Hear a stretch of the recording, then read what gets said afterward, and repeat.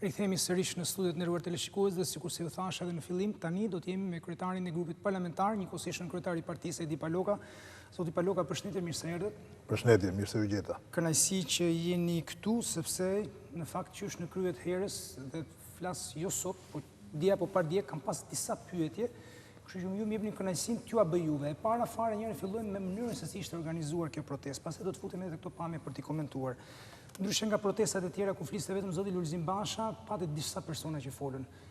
Personalisht, po ky është interpretim tërësisht subjektiv që më vjen mua, është kjo mënyrë e zgjedhur është si për treguar që shikoj se Partia Demokratike nuk është vetëm partia e Lulzim Bashës, partia vetëm e kryetarit, po ka dhe njerëz të tjerë që mendojnë politikisht si ai dhe që ndihen politikisht të motivuar për dalë në këtë protestë. Ju e interpretoni kështu? Në fakt, nuk ishte kjo arsye pse numri I folësve ishte më I madh sot.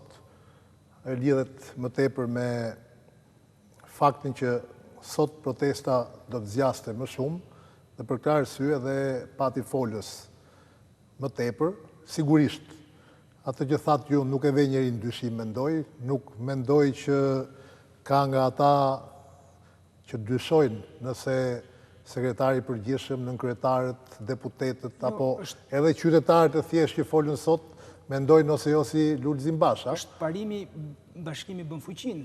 Sigurisht, po jo. Trimi mirë me shok shumë. Jo, sepse është vënë herë në dyshim fakti që a ka njerëz tjerë që mendojnë si Lulzim Basha. Çështja është simbolika. Sigurisht, ata që folën sot dhe ata që ishin parashikuar të flisnin, sepse numri ishte edhe dyfishme I madh në fakt, I atyre që do të flisnin, do jepnin këtë mesazh. Qoftë qytetarët, qoftë deputetët dhe drejtuesit e Partisë Demokratike kishin një mesazh, që kjo qeveri duhet ikë sepse qytetarëve, shqiptarëve ju ka vajtur aty ku nuk mban më. Po mendoj se mesazhi u dha me të gjitha format, jo thjesht me diskutime. Ky zotëria, unë jam I bindur, është I dalluar për faktin që nuk di t'i marri mesazhet siç I jepen dhe me siguri do të reagoj ndryshe nga sa pritet nga një njeri normal, po unë mendoj që sot mesazhet qytetarët e këtij vendi I dhanë qartazi me të gjitha format. Me fjalën e tyre, me protestën e tyre, me revoltën e tyre dhe me simbolikën e akteve që kryen. Mesazhi ishte zgjedhjet parakohshme qeveri teknike. Nuk ka më kohë për të humbur. Është artikuluar në mjedise politike, gazetareske, kohë përpara se madje se zoti Lulzim Basha të niste turin e tij nëpër Shqipëri, që mund të kemi zgjedhjet parakohshme në pranverë dhe jo si pasojë e ndonjë presioni që vjen nga populli, sesa si pasojë I çarjes brendshme të mazhorancës. Kush mund t'ia sjellë, cili mund t'i sjellë, cilët faktorë mund të çojnë në zgjedhjet parakohshme sipas jush? Për mua, është opozita aq e fortë sa të çojë dhe të provokojë zgjedhjet parakohshme? Nuk është opozita, është populli. Populli është gjithmonë I fortë. Pra ju sot flisni në emër të popullit. Sigurisht, sepse aty t'jeni të bindur që nuk ishte vetëm opozita. Unë personalisht kam pasur disa telefonata të paktën nga socialistë, po nga socialistë të thekur, sigurisht nuk do I përmend me emër, thjesht I përshëndes edhe një herë nga ekrani, më kanë marrë në telefon edhe njerëz që janë funksionar në nivel, le të themi, të bazës të Partisë Socialiste, kanë thënë jemi këtu, bashkë me ju, sepse edhe ne na ka vajtur aty ku s'mban më.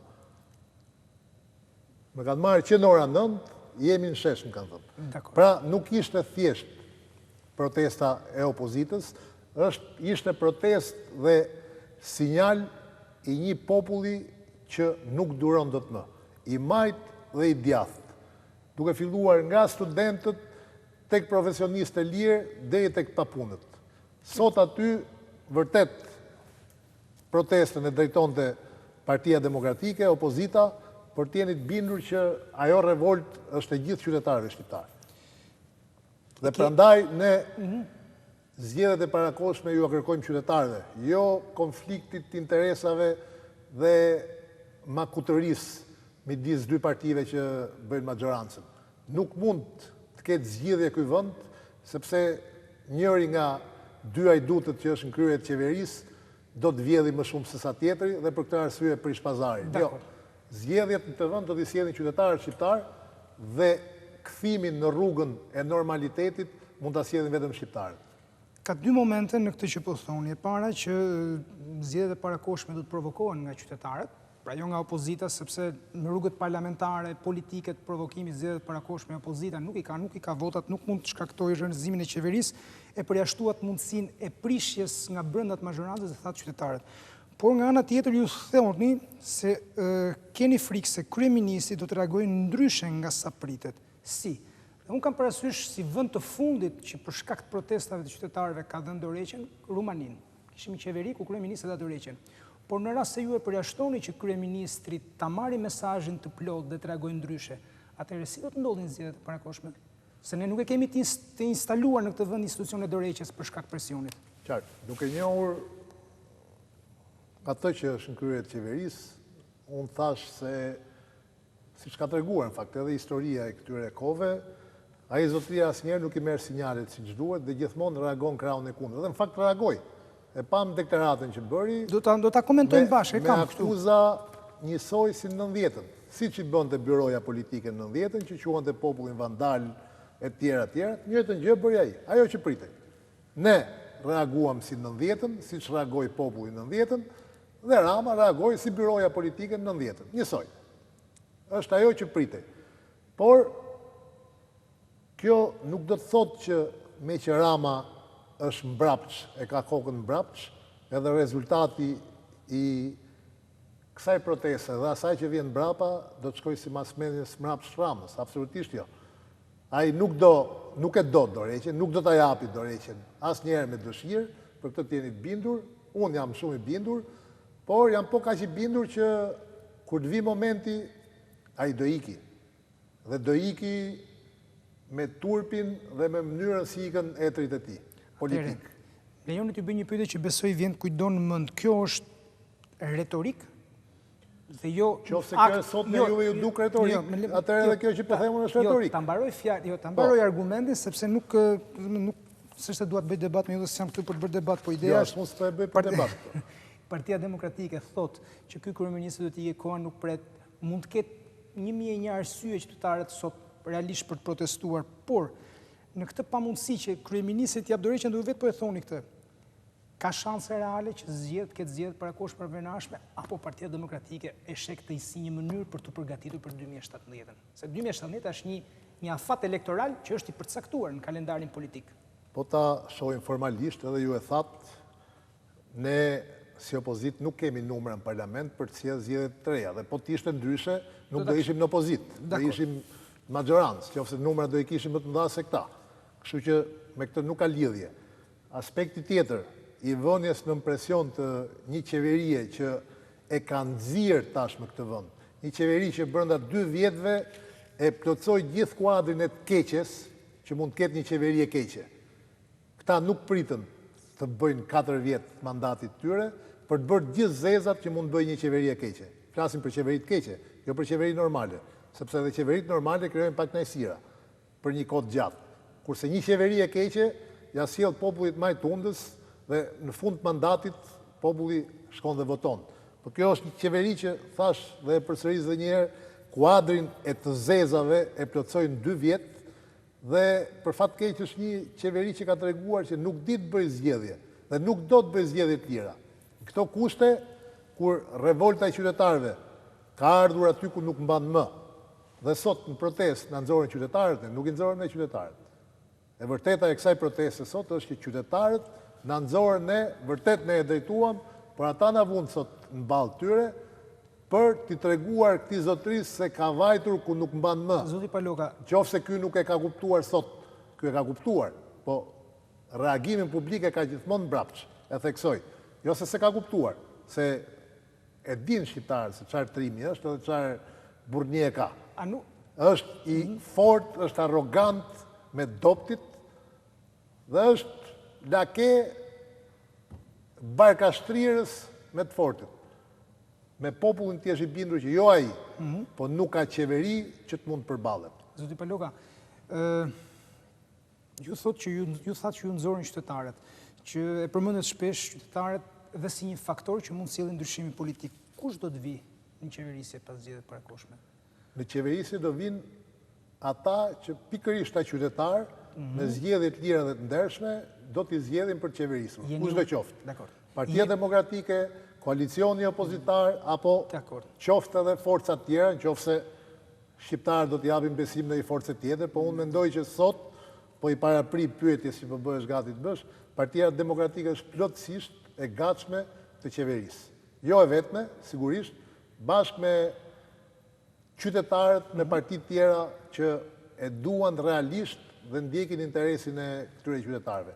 Jemi gati të qeverisim duke rregulluar jo vetëm atë që këta po bëjnë keq, sepse këta kanë bërë gjithçka keq, por jemi gati të qeverisim duke riparuar dhe duke rregulluar dhe ato që ne kemi bërë për 8 vite qeverisje. Tani i paraprit shumë faktikisht pyetjes, sepse një gjë është dhe një argument është që njerëzit të zgjedhin midis dy të këqijave më të vogla, dhe një tjetër është të zgjedhin atë që realisht mund të çojë gjërat përpara. Dhe pyetja kishte të bënte me ju, sepse keni pasur 2 tisfata elektorale 2013 deri diku e kuptueshme, mbas 4 vjet konsumim pushtetit, 8 vjet, 4 vjeçari i dytë dhe 2015. Dhe kjo ka sjellë dhe probleme të brendshme. Prandaj dhe doja t'ju pyesja, nëse jeni të aftë ju, dhe nëse e keni bërë atë pastrim të brendshëm, riorganizim, analizë të tjera që do t'ju bënte të aftë për të qeverisur dhe për të mos ardhur në pushtet, nëse do të vini në pushtet dhe nëse do të ketë zgjedhje të parakoshme ose edhe në 2017,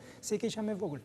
Pra kjo ishte më tepër në aspektin e brendshëm të gjës. Së pari, kjo propagandë po bëhet sot, sigurisht ju jeni gazetarë dhe bëni pyetje të shtrohen sot dhe çështjet që hidhen për të diskutuar.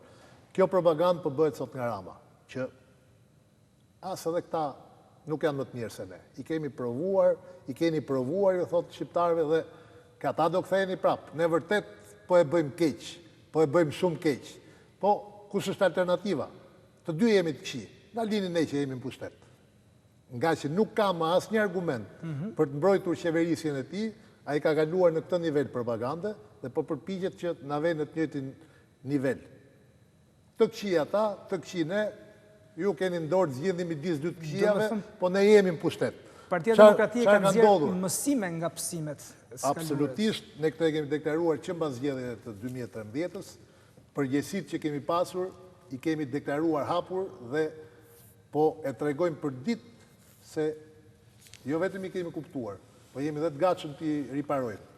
Sa për zgjedhjet e 2015-s, besoj që është e qartë dhe e thon dhe nga organizmat ndërkombëtar se çfarë zgjedhjesh ishin ato 2015-s, për këtë arsye ne nuk mund pranojmë dhe nuk mund plejojmë që po kjo majorancë të bëjë zgjedhje të tjera në Shqipëri, sepse këta nuk bëjnë zgjedhje, nuk duan, nuk munden të bëjnë zgjedhje të tjera, kur shohin se në çfarë llumi janë zhytur.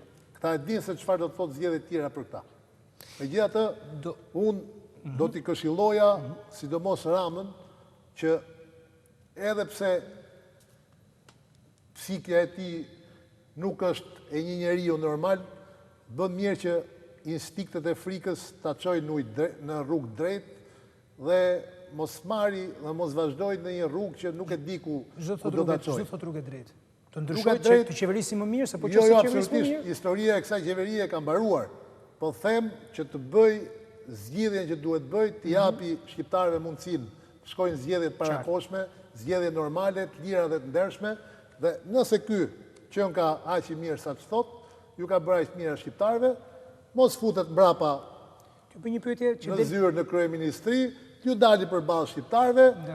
Jo sot mbase, se sot nuk është nga ato burrat guximshëm që delën dritare kur ka protesta opozita dhe të bëjë me dorë, por t'ju dali përballë në zgjedhje dhe le të fitoj prapë. Në zgjedhje të lira dhe të ndershme.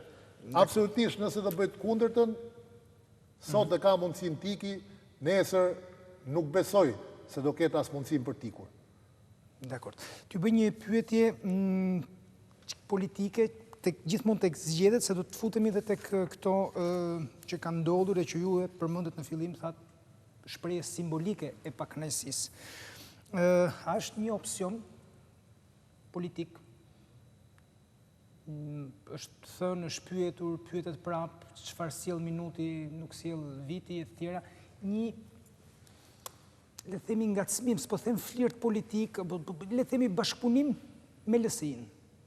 një forcë mazhorance, e cila në disa raste, se pyetjen e mbështes mbi gjëra që kanë ndodhur realisht, jo thjesht në mënyrë hipotetike. Kemi parë për shembull kur diskutohej buxheti i Ministrisë së Shëndetësisë, Komisioni Parlamentar të Shëndetësisë, që dy ish ministrat LSI-së të Shëndetësisë, zoti Petrit Vasili, zoti Vangel Tavo, janë kundërvënë fort ministrit Ilir Beqia. Kemi pasur raste tjera kur LSI-ja ka shkuar deri në përmendje të taksës progresive, si një nga gabimet e bëra. Kështu që LSI ndoshta për arsye të saj tërësisht oportuniste, pragmatiste, për të mos u asociuar me këtë keq qeverisje, pavarësisht se mund të jetë asociuar me akte korrupsioni e tjera shua. E shihni si një faktor që mund të ngacmojë dhe ta rrëzojë qeverinë aktuale? Ju do të tentoni si Parti Demokratike? Tani unë pyetëm ta bëj. Do të jetë thjesht për rastin e Vangel Tavos, unë e besoj sinqerisht se reagimin e kishte të pastër dhe të sinqert, por për pjesën tjetër ju duhet si gazetar ta ndiqni deri në fund curinë e këtyre reagimeve. Më thoni ju se cilin nga ato ligje, përfshi dhe buxhetin e shtetit, që LSI-ja ka kontestuar publikisht, edhe me skena të, le të themi, për të bërë buj para kamerave. Më thoni cilin nga ato ligje nuk e ka votuar kur ka ardhur dita e votimit në parlament. Të gjitha absolutisht.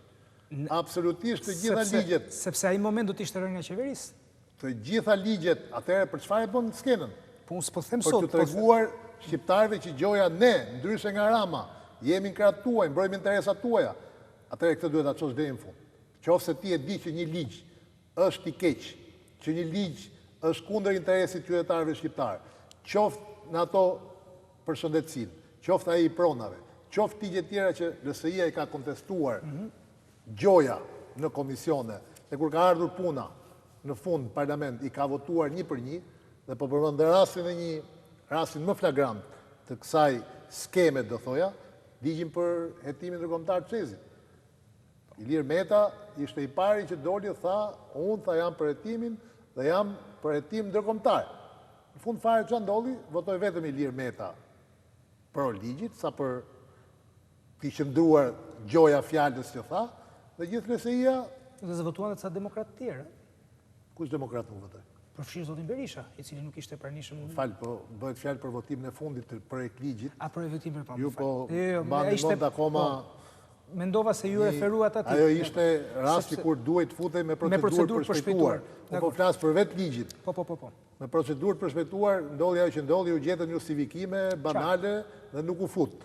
Por u votua projekt ligji dhe LSI-ja nuk e votoi. Pra, nëse do kishim qëndrimet sinqerta të LSI-s, atëherë ne do shihnim. Po fakti është që këtu kjo majorancë mbahet vetëm nga interesa korruptive dhe asgjë tjetër. Unë nuk mendoj që Ilir Meta e dashuron Edi Ramën dhe Ana Sjelltas, përkundrazi, të dy kërcënojnë njëri tjetrin, njëri i thot do të fusë në burg, se ma kërkojnë ndërkombëtarët, Rama i thot Metës do të fusë në burg, ky tjetri thot unë shkatroj qeverinë dhe të rej zvarë, se ja ka thënë zyrë ti. Kjo është majoranca që po i thot. Por sigurisht që kur të lidhin interesa korruptiv, mbahesh më fort se sa kur je i dashuruar me njëri tjetrin. Pra Frika mban qeverinë, është si le themi dy superfuqi dikur që kishin dy armë bërthamore, forcat disuazive bënde që asnjëra mos i përdorte se do shkatroni njëra tjetrën. Dakor, mirë. Shohim pak pamjet e asaj që ka ndodhur tek Ministria e Brendshme dhe do të jemi përsëri me zotin Paloka për t'i komentuar, pra menjëherë mbas mbylljes protestës përpara kryeministrisë, protestuesit ju drejtuan Ministrisë së Brendshme, fillimisht ata prishën rrethimin e bunkerit të ngritur në sheshin pas godinës së ministrisë, më pas një grup të rinj kanë hipur mbi bunker dhe i kanë vënë zjarrin nga brenda. Shikojeni pra pamjet. Në një mënyrë duhet të thënë që forcat e policisë u gjetën deri diku të papërgatitura.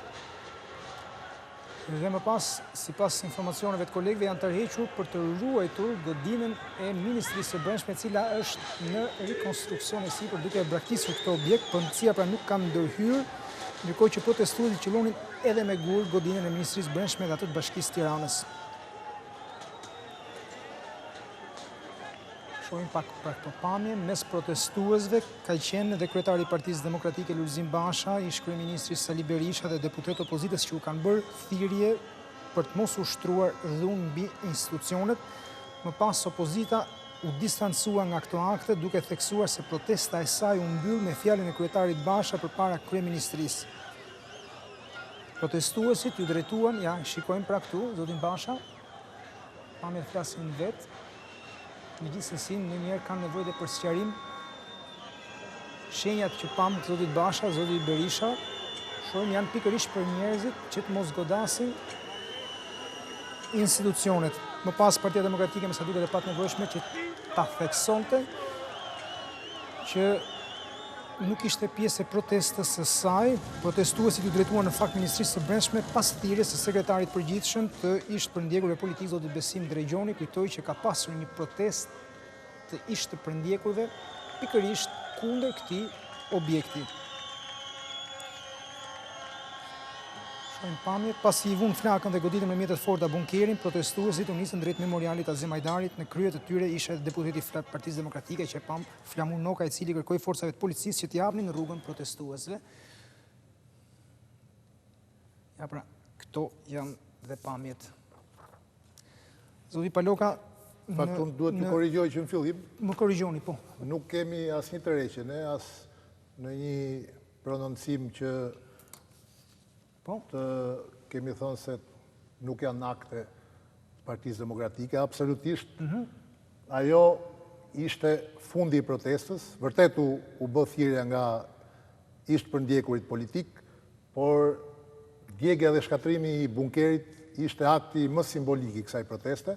Që ta saksojmë Partia Demokratike. Sigurisht ne nuk kemi për akt të dhune, e kemi deklaruar përpara, por nuk e konsiderojmë as pak akt dhune këtë që ndodhi me bunkerin. Një sekond. Pra të mos keq kuptohemi. Kemi gjithkohë nevojshme për ta sqaruar, vetëm ta sqarojmë pak, domethënë Partia Demokratike e pranon si pjesë të fundit protestës saj këtë? Edhe një herë, ju thash protesta ishte e qytetarëve shqiptar ku bënin pjesë jo vetëm ta riformuloj, nuk distancoheni nga akti? Zyrtarisht nga akti, përkundrazi. Nuk distancoheni. Dakor, që ta sqarojmë. Shëmbja e bunkerit është akti më simbolik i kësaj proteste. Dakor. 25 vite më parë ne rrëzuam etrit e këtyre që sot drejtojnë dhe akti i djegjes dhe shëmbjes bunkerit ishte pikërisht simbolike e kësaj proteste. Dakor, okej. Absolutisht nuk ka pse ne të rriqemi. Po, ne jemi kundër akteve të dhunës dhe mos harrojmë që sot nuk ka pasur qoftë edhe një polic të dëmtuar. Ndryshe nga protesta e 21 janarit atij që sot me paturpsi flet për vandale për akte dhune. Sot një polic nuk është lënduar. Do më thënë, që ta sqarojmë, nuk është lënduar një qytetar. Janë thyer 2 xhama. Me kaq. Lini të bëj një pyetje, se ka thuhet shpesh dhe flitet që ka 2 bunker, është ky bunker këtu i ndërtuar rishta, s'kemi dhe një bunker original që bashkë me trarët e Spaçit dhe një copë nga muri i Berlinit ndodhen në një instalacion artistik në një memorial krahas kuvendit. Pra ju sulmoni këtë sepse nuk e konsideroni si pjesë të kujtesës, por si trill. Sepse simbolika është krejt e kundërta. Dakor. Nëse ai bunker i ngritur pranë parlamentit bashkë me trarët e Spaçit dhe gjithçka tjetër është pikërisht ai bunker për të kujtuar diktaturën që ka vuajtur ky popull për 50 vjet, ndërsa bunkeri i Edi Ramës, si ai që hapin dajt me foto dhe me portretet e Enverit, si çdo gjë tjetër që ka bërë, piramidën, shtëpinë me gjethe, gjithçka i ka simbolik jo kundër diktaturës, por për t'i ngritur dhe njerë lapidare asaj diktature. Mos mendoni se gjitha këto akte janë të palidhura me njëri tjetrin. Dhe dekorimi i kriminelve. Kriminelve më të egër sigurimit shtetit nga Edi Rama, pikërisht nga Edi Rama, nuk janë shkëputura nga njëra tjetër. Prandaj ky bunker nuk është thjesht një instalacion, siç na e quan ky piktori ynë shëtitës. Jo, ai ishte, siç e pati, ishte një bunker i vërtet dhe synon tjetër gjë. Ti tregoj atyre të përndjekurve që sot e dogjen dhe e shkatruan se ne jemi prap këtu. Jemi prap në bunkerin ton, bunkerin e etërve tanë. Prandaj dhe shkatrimi ati bunkeri sot kishte simbolik në vetë shumë të rëndësishme dhe për mua ishte simbolika e protestës sot. Zoti Panoka, ju lutem, ju thatë përmendet dekorimet ndaj disa personave dhe justifikimi të paktën një drejtorit të komunikimit kryeministrit në një tweet 140 karaktere të tij para disa kohësh ishte që ka ndodhur një vit përpara dhe janë dekoruar veterantë kategorisë parë dhe jo emrat përveçëm, për të qenë korrekt, po e citoj.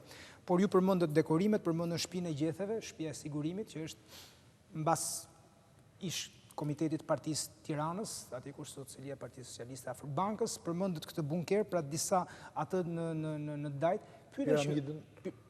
Piramidën. Pyetja që unë kam për ju është këto vinë sepse Edi Rama, kryeministër, ka një vizion të tij për atë që simbolizon diktaturën, çfarë mund të jetë objekte atraksioni për të huajt që vinë në qytet dhe që të riqen nga këto gjëra egzotike, Vila Enver Hoxhës, ku diun se çfarë, apo i qëndroni vërtet kësaj që sapo thatë pak më parë, që ai e bën sepse do t'i ngrej hymn asaj periudhe, se tani ne e dim që Edi Rama është edhe ai që ka bërë librin refleksione, ka shkruar kundër asaj periudhe. Është e vërtetë që bërtiti ose uluriti i parë i varin komunistët, është e vërtet kjo, por themi ca gjëra. Por kjo lidhet vetëm me egon e tij. Ai në atë kohë synonte hynte në Partinë Demokratike dhe të bëhej një nga udhëheqësit e Partisë Demokratike dhe për këtë e bëri atë thjerje. Nëse s'ka pasur një synim tjetër të errët, po një njeri të tillë, ma shpjegoni ju se si ka mundësi që pastaj bëhet drejtuesi Partisë Socialiste dhe gjithë rrethi. Se Partia Socialiste ka dhe Pandeli Majkon, ka student të dhjeturit, po të ndesh ta mbaroj, do ta shpjegoj këtë. Po, më fal. Dhe pikërisht rrethi që ai krijon rreth vetes, nuk është as Pandeli Majko, as ata të tjerët që ju përmendët, por janë ishbit e byros politike.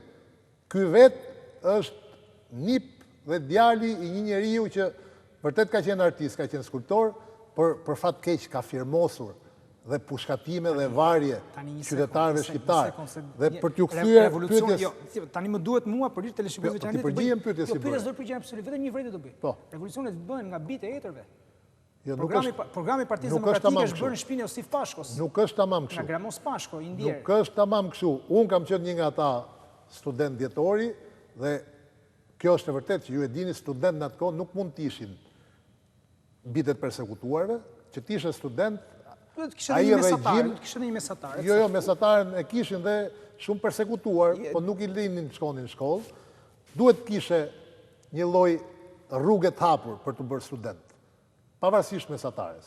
Ka shumë fëmijë përndjekurisht që kanë qenë shkëlqyer në shkollë dhe nuk kanë arritur të shkojnë në shkollë të lartë. Pra, është e vërtet që ne që ishim aty nuk ishim pjesa e persekutuar e regjimit, ne që dolëm parë, që u përballën parë. Por kjo nuk do të thotë që ne ishim bitë e etërve. Jo, bitë e etërve janë ata që kanë dhunuar. Baballarët tanë, të atyre studentëve që dorën aty, as nuk kanë vrarë njeri, as nuk kanë burgosur njeri, as nuk kanë masakruar njeri, as nuk kanë firmosur për të vrarë qytetarët e këtij vendi. Jo, ne ishim një pjesë që e përsëris nuk ishim të persekutuar sa ishin persekutuar, sepse gjithë populli shqiptar ishte persekutuar në atë kohë. Por tjetra, pjesa tjetër, ti nuk mund krahasosh absolutisht djalin e antarit Komitetit Qendror, djalin e atij që firmoste varjen e qytetarëve në vitin 89, bite antarëve të byros politike që janë sot në Partinë Socialiste, me 5 studentë që mund ta kenë pas dhe babajnë antar partie. Në them të gjykojmë bit nga aktet e tyre. Mjafton kaq besoj sot. Kjo është pjesa tjetër. Kjo është pjesa tjetër. Se po vemi te emrat, pastaj kemi Kjo është e keqja se Sali Berisha, Gramos Pashko. Po këtë po të them unë. Bit, jo pse ka qenë antar partie. Unë nuk akuzoj asnjë që ka qenë antar i partisë punës në atë kohë. Dua ta bëj këtë bisedë, po ju po e bëni. Po nuk akuzoj dot unë se unë kam pas vetë babajnë antar partie. Ta saj partie. Ka qenë dhe partizan. Po nuk ka firmosur kur për dënuar dikë, nuk i ka bërë kur keq kujt. Ishin në atë kohë, u ngritën, luftuan për idealet e tyre, se në atë kohë ai ishte trendi. Ngrihesh edhe të luftoje kundër pushtuzve. Më vonë, ajo që erdhi, sigurisht nuk ishte ëndra e baballarëve tanë, përkundrazi. Rivim të aktualitetit? Pikërisht se ti na riktheve aty. Dhe nuk e zgjatëm kot me një temë që nuk ja vlente. Për ata që ne i quajmë sot bitë e etërve, janë bitë e etërve sepse po e vërtetojnë me akte, dhe nëse, kthehemi tash ke pyetja juaj, nëse Edi Rama ishte thjesht ai artisti që kërkon për turizëm të bëj një vizion që ekstra politik. Po, Jo detyrimisht, si artist për të nxitur mund të jeti turizmin në mund të jeti Shqipëri. kontestueshëm sa Po duhet. dekoratat për kriminalët, pse dha për turizëm?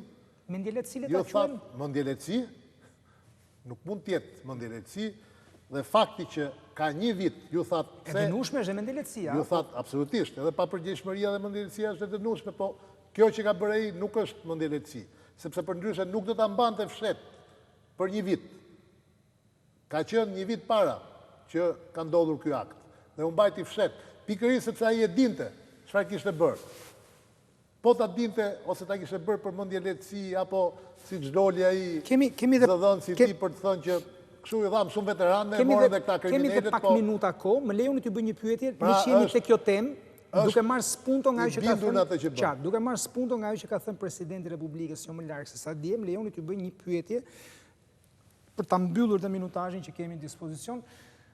Si e shpjegoni, ju keni qenë gazetar përpara se keni këtë angazhim politik, si e shpjegoni që në këto 25 vjet nuk është tentuar një proces i vetëm gjyqësor, qoftë edhe për tek përvrasje, apo për ku diun se çfarë akuze tjetër penale, qoftë edhe për tek kalim të ligjeve dhe procedurave penale të kohës diktaturës. Basi ju nuk e mbani mend se jeni i ri, po janë dënuar antarët e byros politike. Po për kafe, ha? Gjyqtar, jo për kafe, kjo është banalitet thuash për kafe, nuk janë dënuar për kafe. Ata që donin ta paraqisin si banalitet e kanë shkruar Aranit Çela si përse dënim është për drejtori kafe. kujtoni për shkak. Aranit Çela nuk mund dënojë për kafe. Është dënuar sepse ka dhënë vendime për dënim e vdekje të qytetarëve të pafajshëm shqiptar. Aranit Çela dhe gjithë kriminalët e byros politike janë dënuar për atë që i bën këtij populli për 25 vjet. Dhe sapo erdhi Partia Socialiste, ajo që ju thatë që me Demek ishte edhe me ata studentë dhe dhjetorit, i nxori nga burgu dhe sot po i bën eronj. Megjithatë, më e keqja nuk është ajo që iku, ajo nuk duhet harruar për të mos e lënë që të përsëritet. Por sot kemi një regjim që është edhe më i egër në shfrytëzimin dhe dhunimin e drejtave të qytetarëve, sepse është një regjim që mbështetet mbi krimin, mbi korrupsionin, jo thjesht mbi idealet kriminale të komunizmit. Jo, nuk mendojnë që Rama është një idealist komunist, qofse ishte pyetja edhe për këtë. Absolutisht nuk e mendoj atë. Ai sot po ngrej një regjim në shembullin e heterëve, me metodat e heterëve, por një regjim për vete, një regjim të krimit dhe të korrupsionit, që sigurisht nuk mund ta mbajnë këmbë. Dakor. Unë ju falenderoj që ishit këtu me ne, unë do ta mbylla me kryetarin, e filluam me kryetarin e Partisë Demokratike, ta mbyllem me të, ka qenë një fjalë që kam mbajtur përpara mbështetësve se opozita nuk do të ndalet deri në largimin e qeverisë. Kështu që do të ndjekim to zoti Paloga, faleminderit që ishit këtu me ne për të bërë një bilanc dhe një analizë të mesazheve dhe të gjithë simbolikës që ka shoqëruar ditën e sotme.